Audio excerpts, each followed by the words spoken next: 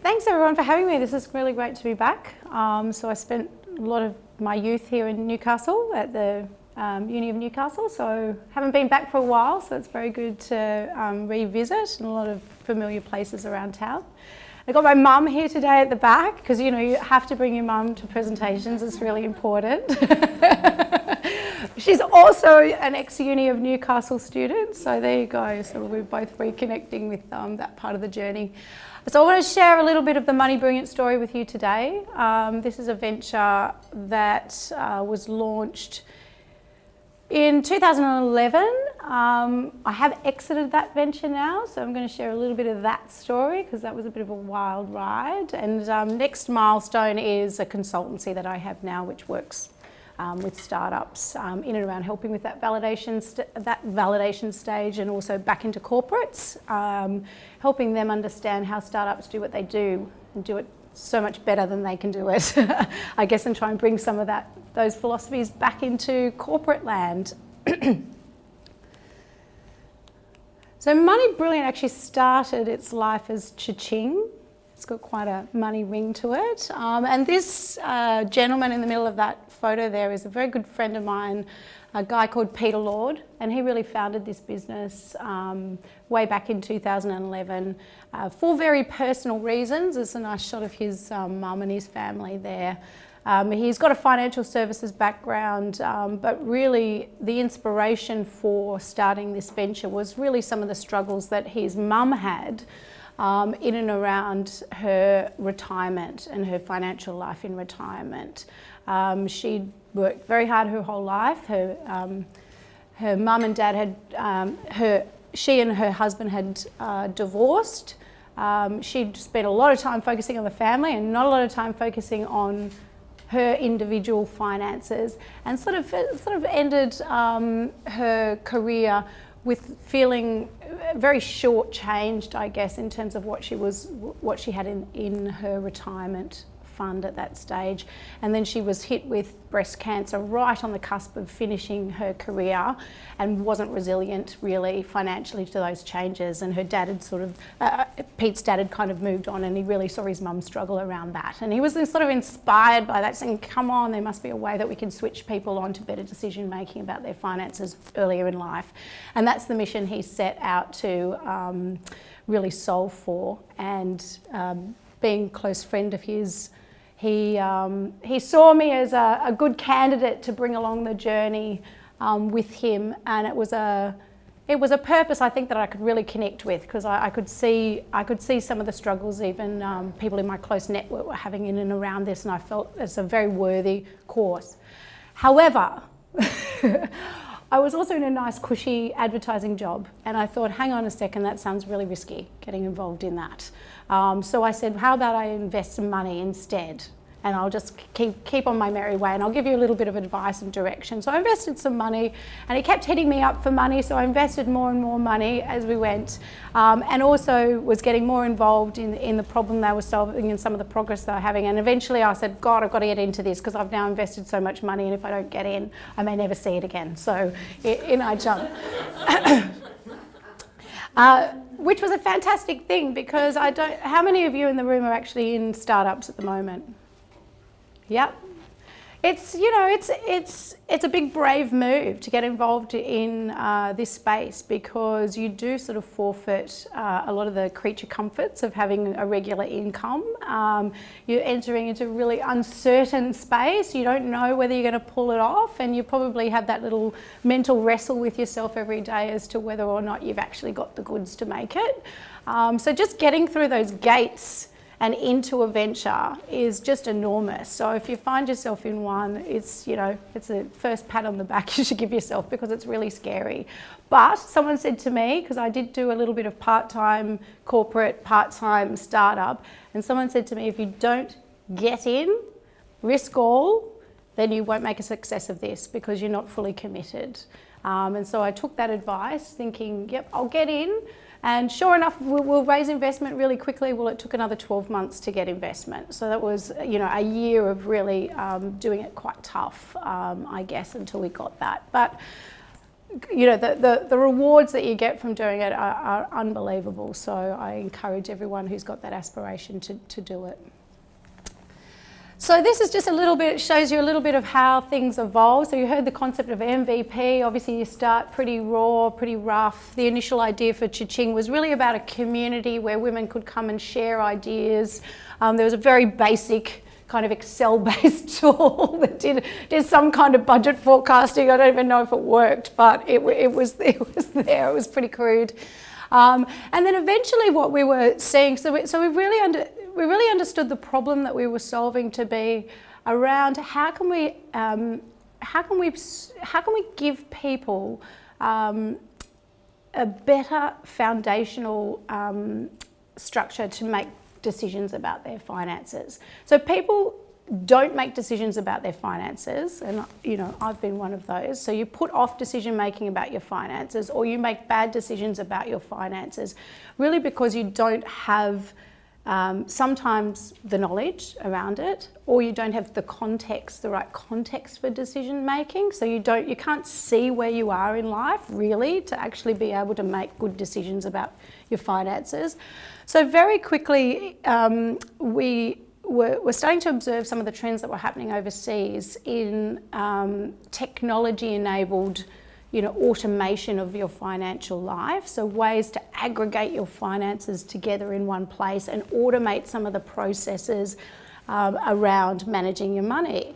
And so we very quickly sort of moved on from a more community play to a more utility-based play, because we thought, hey, if we can give people the transparency and the visibility on where they are financially in life, then we can really provide that foundational piece to better decision making around money. And so we thought that was incredibly powerful, and that's where the technology sort of took on a life of its own. We did a big contract with a secure data provider called Yodlee. If you're in the financial space, you might understand that, but they sort of scrape the information out of people's bank accounts. So essentially what the technology does is allow you to connect every single financial account that you have in life, from credit cards to bank accounts, superannuation, all your home loans, everything all in one place. And that's a sort of a 24-hour update of that information coming through to enable you to see your full financial picture in one place. And that was going to be the real engine for helping people understand the context in which they were making decisions, and hopefully switch on to making decisions at the right time and making good decisions moving forward. So that was a bit of a minefield. It was, I think we set out to solve a problem in a very high level way, and quickly found ourselves building some pretty sophisticated technology, and we didn't necessarily have all of the technology smarts in and around us that we needed to do that. So that was a challenge, and I think in talking to a lot of startups today, just if you're not technical, navigating those early challenges of getting the right technology team around you and the right technology in place is one of the biggest things I think startups struggle with. It can be very, very expensive, and we made a bunch of mistakes and invested in the wrong technology early, but eventually sort of got our groove on and built a very what we think is a user-friendly, really nice, clean aesthetic that helped people bring all these aspects together. Now, if you happen to have a name for your venture that sounds very similar to something else that a big bank has, then it's a problem, as it was for us. So Cha-Ching and Ka-Ching sounded deceptively similar, and that's an official trademark terminology. And we soon sort of found ourselves in a major wrestle in and around the trademark with CommBank's Ka-Ching, which I don't know if people remember CommBank's Ka-Ching, but it was their mobile payments plan.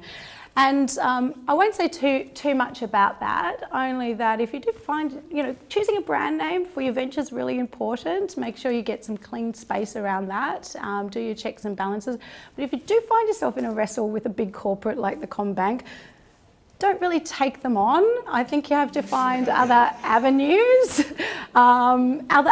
to resolve this. And we did actually spend a lot of money with barristers and lawyers just in and around defending the name of our venture. And eventually we had a light bulb moment and said, hey, you know what? Why don't we go in and talk to the Commonwealth Bank, like face to face, and have a conversation, and let's just have a chat. And they were amazing. You know, so I would just encourage people, if you come up against these things, you know, take a really bit of an assertive action and go and have a chat. And we ended up coming to a really amicable agreement on that and got through that. So as the technology, so we understood the technology to be quite complex. So we were real pioneers in this aggregation space. We're seeing it pop up in lots of places now. So we're seeing it now integrated into lots of banking apps, and there's a lot of fintech startups that have brought these aggregation sort of platforms to market, and each with their own spin. But they are big undertakings, and that meant that we really did need to get quite significant investment into the venture. We'd had some early sort of family and friends investment to get to where we were. And so the next phase, I guess, was to get out on the investor circuit. We were a business that really had a very focused vision on supporting women in their financial lives. And does anything stand out to you here about the investor audiences that we were pitching to? Luckily it's changed a lot, but back then it was not uncommon to walk into a room really talking about female financial empowerment and not have a woman in the room. So, and being a female founder myself, that was often met, you know, a little less warmly than I would have liked it to. So, you know, it's really challenging. I think it's getting a lot better. I'm part of Sydney Angels now, and we've got a really nice growing segment of female angel investors as part of that. And I think if you can get women and men around the investor table with different perspectives, assessing and reviewing the different startups coming through, then you're going to have greater support for female entrepreneurialism coming through, and that's really key. But it was tough. It was tough initially, right up to the moment where we went to an Innovation Bay breakfast and bumped into some people from AMP. Which we thought was incredibly lucky that we just had the good fortune, and we got talking to them, and they were really engaged and interested in what we were doing. And we thought it was a chance meeting, but later it wasn't as chancy as we thought it was, and it turns out they were really interested in this space, which was a good thing, because it meant that from the conversation that we had that morning to the investment being made was actually a super fast process. It was a super hard process. My business partner Peter would only ever wear shorts. So walking into a room full of M&A specialists from AMP and me with my business partner in shorts, trying to pull off the deal of a lifetime was pretty confronting. And, you know, I guess they learnt as much as we learnt through the process about what it sort of takes to navigate around, you know, corporates investing in startups. We were really unprepared, I guess, for the DD process that was going to take place, and certainly getting it done in the speed in which it was done. I had a holiday booked to Thailand, which I really couldn't move, which sounds crazy. Like, why would you go to Thailand when you've got the deal of a lifetime coming on? But I just couldn't move it, because those who are in startups and have you know, partners, husbands, wives, kids, or whatever, you've got other commitments too that you're trying to maintain and not disrupt everyone's lives. And so I did DD by Skype. So I could watch my partner swimming around in the pool outside, and I was on Skype for like 8 hours a day trying to get the DD through to meet all the expectations of a major corporate. And then on settlement day, it was just incredibly exciting, you know, to walk into big flashy legal office. My partner was still in shorts, which was really embarrassing, and yeah, AMP, AMP. I think he was even embarrassed because these offices were overlooking Sydney Harbour. But you know, AMP invested 1.5 in us, which really was the green light for us to get going and really start to get some fire behind the vision that we had looked for. And importantly, and I'd say if you're looking for investment from the corporate sector, really important that you have all of the conversations up front about your strategic alignment. Do you have a shared vision? Do they really buy into where you want to take the venture? What might be sitting under their desire to get involved in a startup like yours? Because you have to be on the train together, otherwise it can really derail the success of the venture. And I think with AMP we felt that we had great connection to some of their strategies, and we could see where they lined up. So it was not only a sort of a capital injection for us, it was also an opportunity, you know, to really together, I guess, help solve this problem. And they were trying to solve the similar problems in other parts of their business. And we felt that we would get a lot of smarts and a lot of resources and a lot of contribution to our vision by being in partnership with them. And to a large part, that actually played out really well.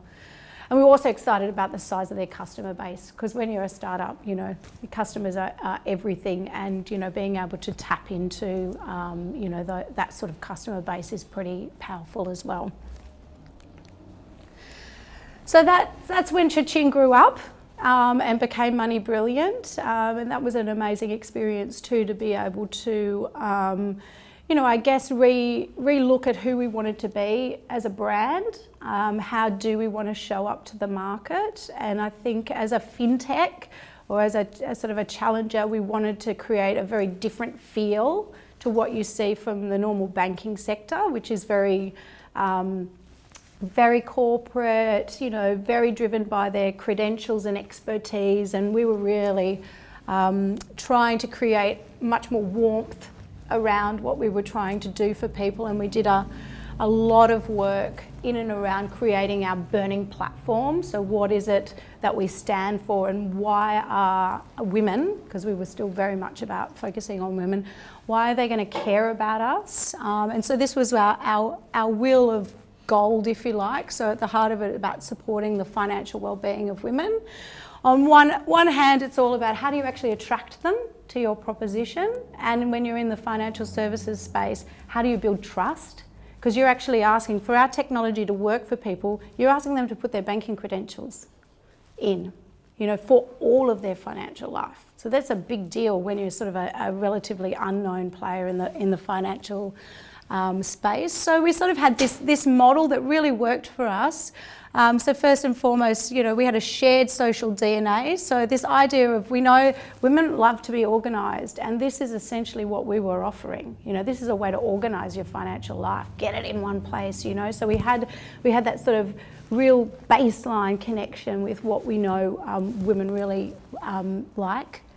And then the currency, so we you know, we care about the things that women care about when it comes to finances. So we had a number of pillars to the I guess the conversations that we would drive in market around, you know, women's the size of women's superannuation compared to men's. You know, women being paid less than men for the same jobs. You know, a number of those big issues were things that we really drove the conversation around, and that was all part of the way that we really said we're the real deal about supporting women's financial well-being, and we want to be a voice for that and an advocate for that. Sensory appeal, so we set out, and I think we achieved this to an extent, to create a very different feel, like a very different feel in our technology experience and digital experience than you experience, say, in a net bank. We wanted to be a very different, clean, very simple, you know, really beautiful aesthetic design. And then in terms of building trust, our capabilities was that we organised people's finances in one place, and we're going to serve up insight that's going to help you make better decisions. So that was the absolute one thing that we needed to deliver to people. That we have a shared code of conduct. So we positioned ourselves as a personal financial assistant. So that thing that's 24/7, whenever you need to make a decision, we're there, and we're going to do a lot of the heavy lifting for you. And who doesn't want a personal assistant? Kind of cool. And the fact that Peter kicked this business off with a real story, an authentic story about why he cares about it, and got us all involved in this because we also cared about it, and we had that sort of story to tell. And that's the one powerful thing I think that startups have that more established brands they might have, but sometimes it's so far in the future that it's hard to sort of really draw on it. So why did you start your venture? What really inspired you to solve the problem that you're solving, and what's your personal connection to it? And that's enormously powerful in all the ways that you need to connect to customers, to the media, to the press, to the industries that you're in, to have a really authentic heart to why you're doing it.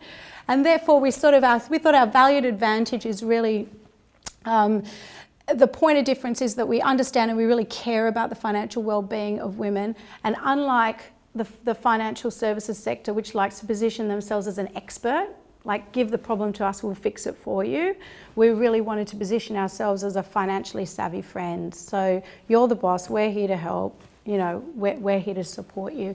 And this was really important work to do early, because it informed nearly everything that we did in our business, from product to marketing to the stories that we would tell, to the way that we would onboard team members. So it gives you a sort of a cultural framework as well. So you're bringing people into your venture that actually really get on the journey and believe too. And I guess one of the wonderful things about AMP investing in us was that we could finally get to an app. Because I think, when I talk about the technology challenges, that was one of our major challenges holding us back. We were a really beautiful desktop experience, but this is the way that actual people wanted to engage with their money on the go.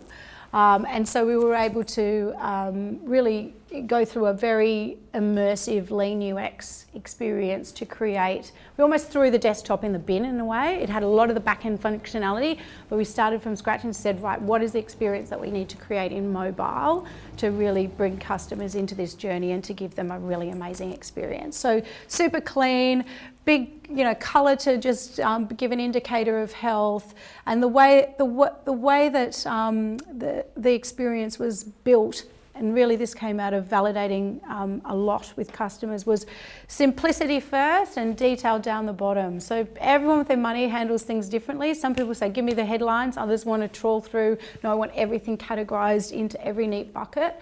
And so in this experience, once you connected all of your financial life in there, you get your big high-level number that keeps you in the guardrails, paycheck to paycheck. And if you want more detail, just scroll, scroll, scroll, scroll. So it was a very one-size-fits-all approach, but it had some really neat functionality in it that enabled it to be, appeal to more people, I suppose.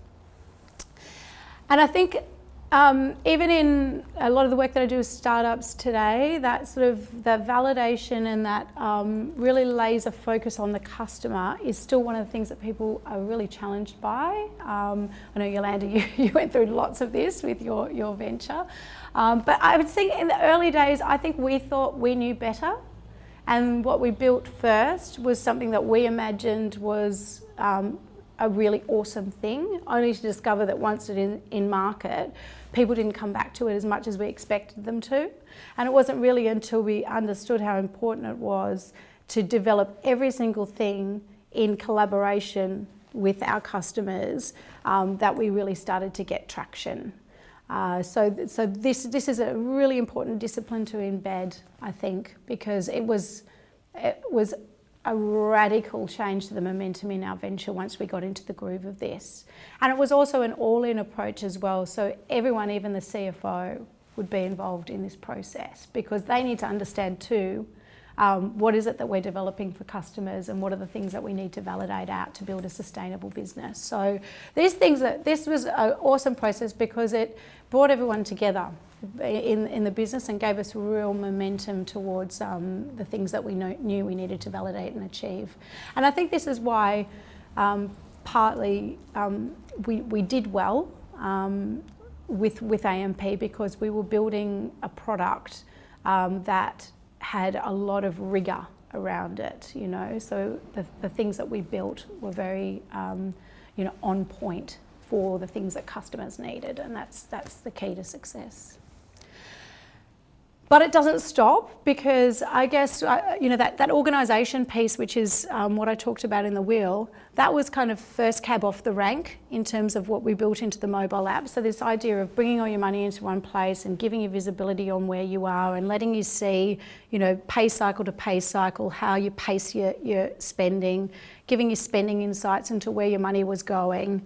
That was all awesome. And in sort of looking at the funnel, it did well, but we weren't getting the ongoing traction of people coming back as frequently as we wanted them to come back. And I think that's why you have to continue to innovate. What's next? Why aren't people doing that? So you're constantly looking at your funnel and going, well, where are there sort of breaks in it? And then going in and interrogating what's happening here. So look at the data, get a bunch of customers in, talk to them more about why they're not doing the things that you think they need to do to build more value for you. And then you sort of understand, well, where do we need to take it next? And for us, what clearly emerged was organisation was great, but progress was better. So people need to see, what does this actually mean, and how am I doing over time with moving towards the goals that I've established. So really our innovation, and our I'm not in the venture now, so it's going the way that it's going based on the team that's in there today. But this was definitely the way that we believed the technology needed to evolve to really give people that idea of how are they progressing over time and what's the impact of what they're doing today on the future. So as I said, that's when we sort of got real momentum, very, very good growth once we got that app in market, excellent feedback. They call this vanity stuff, but it's really nice, isn't it? Like you go to Facebook and you're getting some nice comments and you're getting people sharing it. And Facebook was an amazing marketing channel for us at the time. I know it's getting harder to market through Facebook, but it's great because it gives you the ability to hear what customers are saying about you straight away. You see the organic word of mouth effect happen in Facebook, and obviously you can be really targeted in there as well. So it was one of our major growth channels early on, and we started to get a little bit more profile in market as well, and I think that's really important and sort of key to our success as well. Finding product market fit, that's harder. So you understand the first is about problem solution fit. Are you solving the right problem, and does your solution actually solve the problem? We were very good at that. Then it's product market fit. So are people going to actually pay you for this?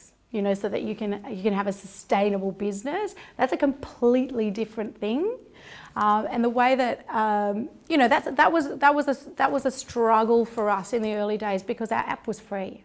So you have to look at lots of different opportunities to monetize what is essentially a piece of free technology. And the convention was that these apps are free. So there was a bunch of other competitors in market, and they're also free. So it's hard to come out with a paid product when the rest of the market is free. So you have to really look at that in the context. Ideally, you think about this stuff up front. We were very committed to the vision, so we were just in. But we did bring in a freemium model, so you got a bunch of basic features for free, and typical SaaS-based model, and then there's some more premium features that were paid. And that was really our B2C track was very much about that, and we did start to get some momentum in and around that. But building in that sort of premium level features really was a bridge to where we saw the greater financial opportunity, which is in this B2B space, which is around bringing great easy to use cash flow technology that helped people with their financial lives into some of these other places where people have financial products and services. So financial advice. So bringing it in where financial advisors bring more of their customers in at that foundational level and help them with cash flow. Super companies. Interestingly, in our technology, most people don't care about super. They think it's something that just happens in the background, but it's amazing once you connect it into an app like ours, how much you switch on to that and go, hang on a second, that's a really big asset. And you start to care about it a lot more. So that was interesting for super companies, and we got a lot of interest in that area. Mortgage brokers even moving into that space, and corporate wellness. We got some traction in and around that as well. And so we were still very early on that journey, but finding that sort of product market fit in your commercial opportunities, that can be sometimes the big struggle if you don't have a product that immediately makes money from day one. But selling to enterprise too, so anyone who's got a startup that's selling to enterprise, that's not without its challenges, and that's another massive pain point for startups, because enterprises have very long lead times. So you might start a conversation today, you might not close that deal for 9-12 months. So you need to really factor that into your business and your financial planning and your investment strategy, if that's what your venture does. So if you think about a number of those different B2B opportunities for Money Brilliant, AMP operates in a number of those spaces. And what we really realised as we got into the relationship with AMP was the power, I guess, of our technology connecting up with an AMP and some of their resources to actually really continue that journey. And so we were a piece of technology that was a great piece of technology, really interesting to them. They were very aligned with the vision, and that sort of led us to the point in 2016, which is last year, where it opened the opportunity for an acquisition for us. It was quick, but we were really confident that the vision of the venture could continue on probably better in their hands than our hands. And we felt like we'd achieved some really good things up until that point. And at the end of the day, it was an amazing opportunity for us to be able to get to that point. So we have handed the keys over, and we watch from a distance, and I still very actively send feedback, much to their annoyance. But I'm still a customer. I love it. It's a great piece of technology. It helps me, and I'm still very actively engaged with it. So I handed the keys over. I now have moved on to, I guess what that exit's enabled me to do is now stay very connected to the startup space, big passion of mine, help other startups through their journey, mentor through my next milestone, consultancy work with a number of startups. But I've also joined Sydney Angels, which is a fantastic organisation with a membership of very diverse skill sets, great enthusiastic angel investors, and it's a team-based investing approach. So it means that we assess and we run due diligence as a team. We bring in lots of the different skill sets of the membership. The startup's going through, able to tap capital of a number of different angel investors, so it can get some good healthy rounds, but just go through the one process. So it can be a faster process in getting startups to the important capital they need. So if anyone's wanted to talk to me about that, please do, because we're always looking for amazing startups that can come through that program as well.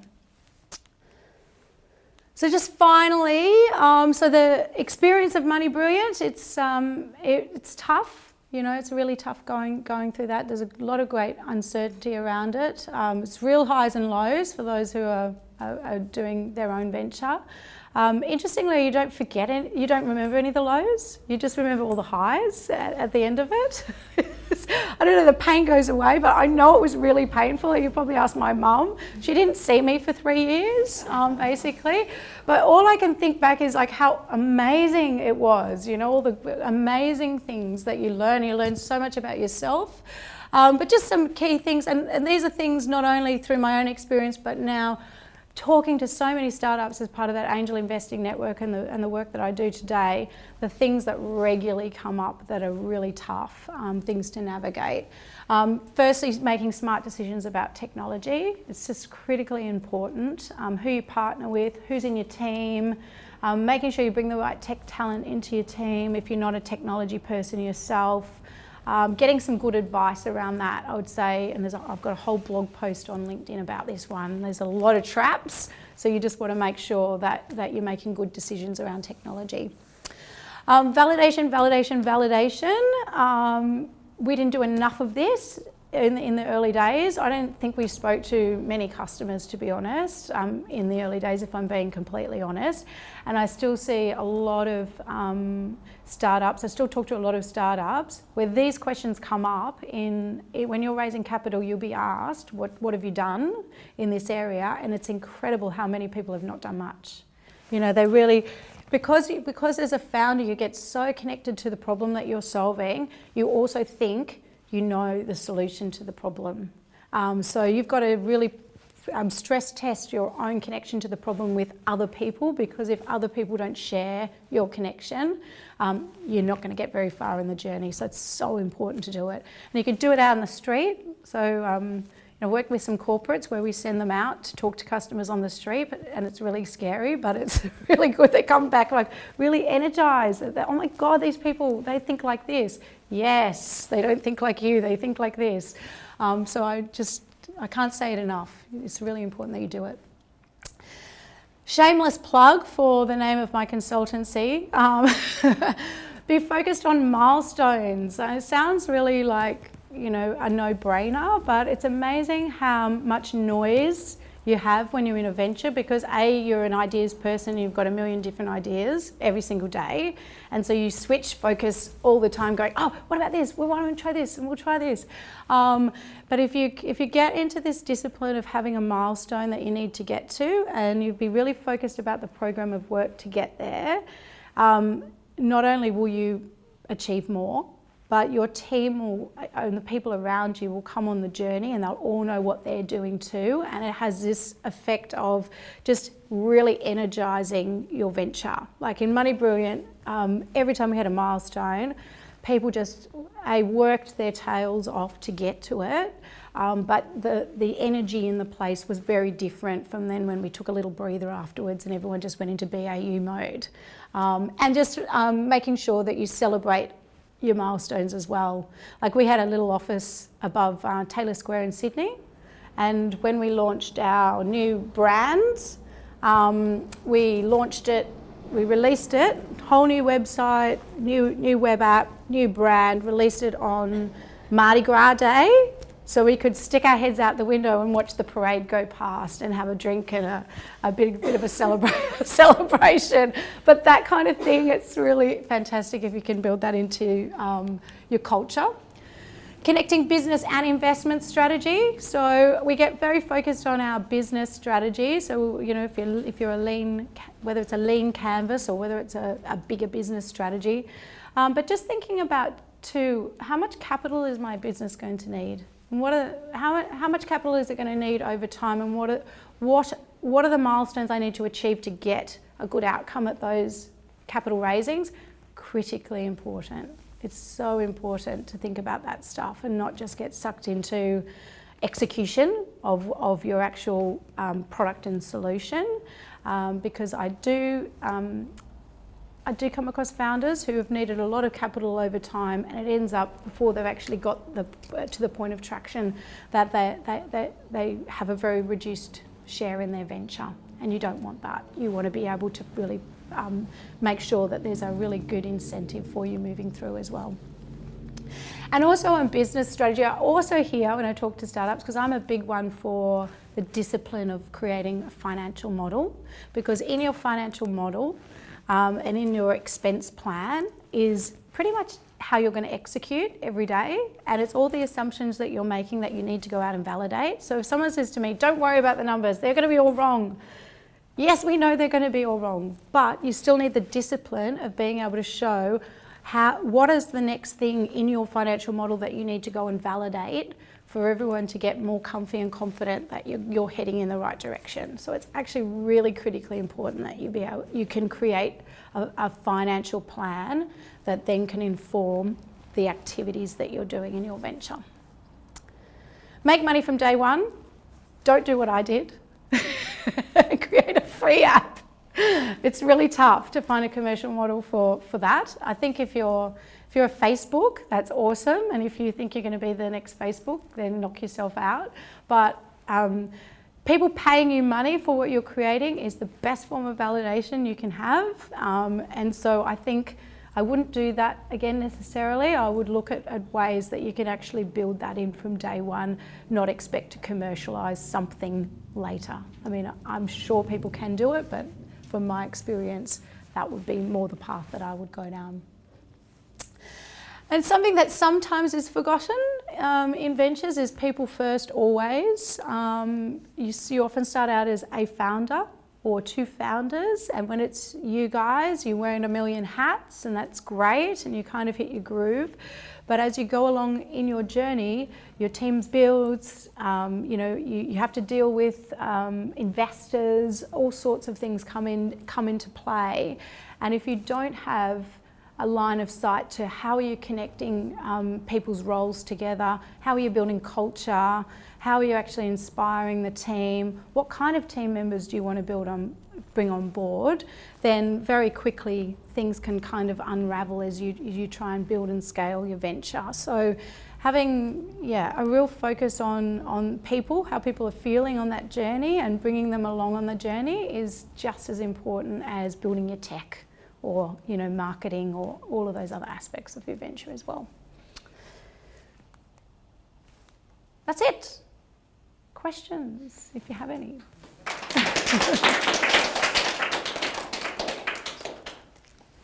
You were talking about how important it is to develop an investment strategy as a startup when you're building a product that you don't actually fully understand what all those upcoming costs that you're going to have to get to market is. How do you even begin to start doing that? So I think it's in milestones. So the first question is how much could you do and bootstrap yourself, and where do you actually need to be by the time you want to go and raise capital from external partners? And at that point, are you going to be pre-revenue or post-revenue? So obviously, if you've got some revenue coming in, they're positive things that you can take into the next kind of investment round. So it's just a matter of, for your particular venture. Now it differs a lot because a SaaS-based venture might be very different from, say, a deep tech venture where there's going to be a significant investment in IP along the way, and it's going to be a much longer journey. So I think it's just doing a little bit of research around, in your particular category, what are other benchmarks and other examples that might help you sort of frame up what you may need to get to market and actually build to the milestones that you'd expect to see at a seed round, and then at a follow-up seed round or a Series A round.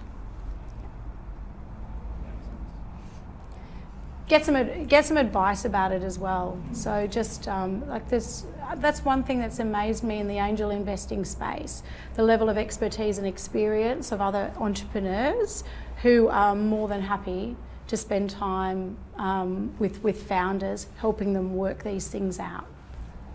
I've got a question about how much you considered how globally scalable the idea was, and if you did at the beginning, and if you didn't, at what point did you start thinking, we should start thinking about this?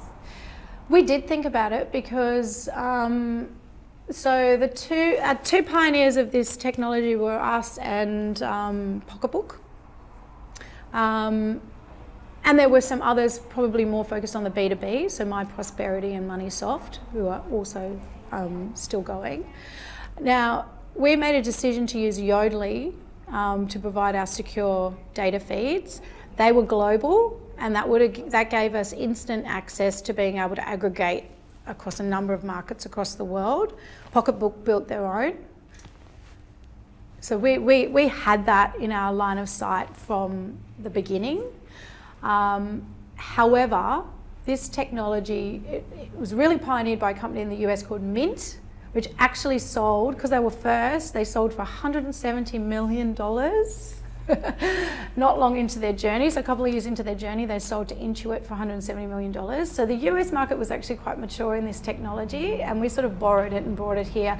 And then we could see the pockets of it, this aggregation technology, pop up in all key markets.